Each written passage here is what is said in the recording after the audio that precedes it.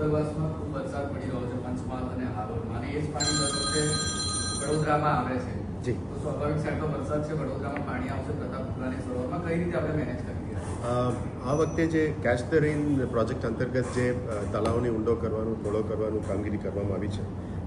લગભગ અમને પ્રતાપપુરા આજવા સિવાયનું પણ તમામ ખાસોને પણ પહોળો કરવાનું અને ઊંડો કરવાનું કામગીરી કર્યું છે. વિશ્વામિત્રીમાં પણ આ જ રીતે જે કામગીરી કરી છે, જેનાથી આપણે 700થી ઉપર કેરિંગ કેપેસિટી લઈ ગયું છે. લગભગ 1100નું કેરિંગ કેપેસિટીનું વિડ્થ છે.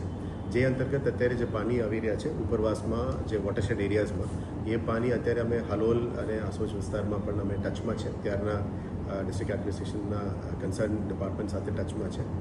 હાલ આપ જોઈ શકો છો કે જે ઉપરવાસમાં જે પાણી પડી રહ્યા છે એ વોટરશેડમાંથી સીધો વડોદરામાં આવવાની છે, અને વડોદરાની માં આવે એટલે અમને પ્રતાપપુરામાં પહેલાં અમે ફિલ કરીએ છીએ, અને પ્રતાપપુરાની ગેટ્સને પણ અત્યારે ખુલ્લું રાખવામાં આવ્યું છે, જેથી કરીને પાણી 3 થી 4 કલાક પછી લગભગ 4 થી 6 વાગ્યાની આજુબાજુ એ પાણી વડોદરાથી નીકળી જશે. હાલ ચિંતાજનક સ્થિતિ નથી.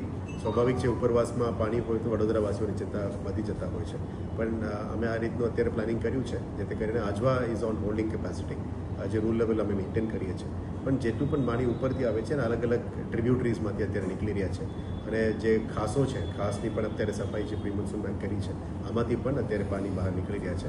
અને આજનું વાત કરીએ તો આજવામાં લગભગ 9 mm થયું છે, પ્રતાપપુરામાં 33.5 mm, રૂપાપુરામાં 37.5, ગોપીપુરામાં 49.5, ગોતાલમાં 14, તાજપુરામાં 47.5, હાલોલમાં 7.5 અને આસોજમાં 30.5 આટલું રેનફોલ થયું છે. એટલે એવરેજ 32 mm, અને મહીસાગરનો જે ફ્લો છે એ 23.5માં અમે લોકેટ કર્યા છે.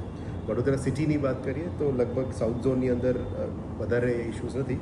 ઈસ્ટ ઝોનમાં 2 mm છે, અને દાંડિયા બજાર અને નોર્થ ઝોનમાં 1 mm નોટ કર્યું છે. એટલે એવરેજ રેનફોલ સિટીમાં ચિંતાજનક નથી, પણ જે ઉપરવાસમાંથી પાણી આવી રહ્યા છે એમાં અત્યારે અલગ અલગ ટ્રિબ્યુટરીઝમાંથી પાણી નીકળી જશે. એટલે અમે આ ફ્લડ મેનેજમેન્ટ પ્લાન પ્રમાણે અત્યારે ચાલી રહ્યા છે. સર, ગયા વર્ષે પણ ઓગસ્ટનું જે લાસ્ટ વીક હતું એ વડોદરાવાસીઓ માટે